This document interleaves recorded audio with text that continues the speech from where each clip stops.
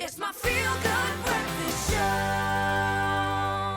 Oh, welcome back. You're live with Expresso ahead of a bumper weekend of sport. Again, thanking our super fans for joining us a little bit earlier. That was amazing. But now we connect with the real McCoy. Time for some Super Rugby Aotearoa Round 8, Super Rugby AU Round 5 this weekend. Not only will there be rugby action to keep us entertained, starting this morning, of course, but there's also going to be some more cricket action with the ODI series between England and Ireland. Of course, England doing so well against the West Indies in a recent test series. Time to see how they're going to perform in the shorter format, and we are joined now by sports presenter Cato Louw and former Protea cricketer JP Duminy via video call. Two of our favorites here on the show. Good morning, gang. How are you doing? Good, thank you. Good morning. Good morning. So good to connect with both of you. JP, I'm sure like the rest of us, you have been desperate to watch any kind of live sport. How are you finding being able to watch sport again? How has life in lockdown been for you, my friend? It's been... Oh, is it for JP? Sorry. This is so new. I know, we'll get there, man. At least I can hear you and I can see you, so we're getting the Zoom part right. But JP, how have you been doing? How have you been coping, man?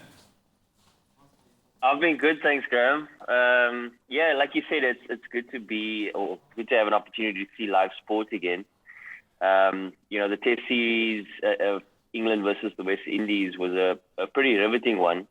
And it's just weird seeing nobody in the crowd in the stadium. But you know, there is that sort of background noise of a crowd feeling, so that kind of is a good substitute. But in terms of lockdown for myself, I was just telling Cato offline that I don't think I've had the opportunity to spend a few months at home straight in the last 20 years. So for me, it's been a real blessing to just lay on the couch with the kids and watch a movie or two. So I've really enjoyed it.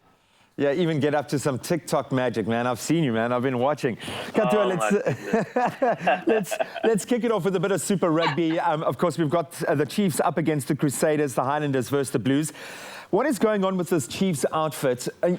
They're a good team. To not have one win in the competition, to be facing the long leaders, Crusaders, they must be feeling like this isn't probably the opportunity to get that win. But what have they not gotten right? How can a team that is that good with that much potential not achieve at least one victory?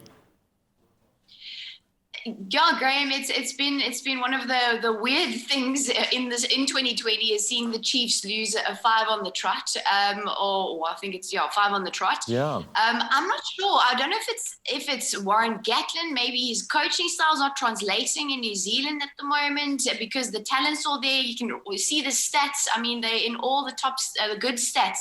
They're in the top half of Super Rugby Aotearoa. So I can't put my finger on it. I don't know what it is, but I mean, maybe, hopefully, it'll click. It'll be a great storyline if it clicks against the Crusaders tomorrow morning, because the Crusaders obviously having lost a match last week, which is not a normal thing for Very uncharacteristic, So, yeah, so if the Chiefs do it tomorrow, that'd be great. But I mean, I cannot tell you what's not going on because they're playing well. It's just also small margins. So that's a cliche, but it's what it is, unfortunately. So, but how good has Super Rugby Aotearoa been? I mean, it's been fantastic to watch these guys. The level they've been performing at has been, it's been Christmas in July. Especially after a break. And I mean, I'm trying as hard as I can to hate New Zealand rugby after their efforts to kick us out of Super Rugby. What do you make of that, of the prospect of South African teams, franchises being outed, or as Mr. Roux put it, New Zealand kicking themselves out of Super Rugby? It's interesting times. I think all across the board there needs to be some sort of change to get, I don't know, firstly get the crowds back into the stadiums, and also I'm not opposed to localizing our rugby competition a bit more, just to, you know, plow back into the country, but there's nothing quite like a South African, New Zealand derby, Super Rugby derby. So if we were to leave it, it will be very sad. But I don't know, somewhere there's going to be a bit of a change. And I think just in terms of on the players and maybe their longevity in rugby in general, it might be better to have a competition where the travel time isn't as hectic and the turnaround time isn't as rough. So, but then again, I don't know. It could all go out the window tomorrow. So, Many it's very questions. interesting. Let's shift over to the live cricket, which we've embraced, being able to at least watch a series again, a test series, and a fantastic series. Your makings of the West Indies touring the UK, what did you make of that, JP Duminy? Yeah, I think it was a big and bold move for cricket, particularly in the current times, and I think we definitely got to acknowledge that. And hats off to England cricket as well as West Indies cricket for making that happen.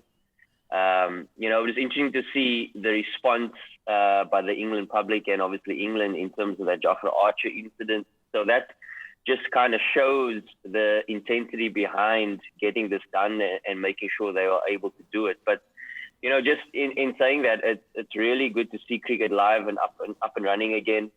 As you said there, now we've got an ODI series on the go, so I think England will be pretty chuffed with that performance first up.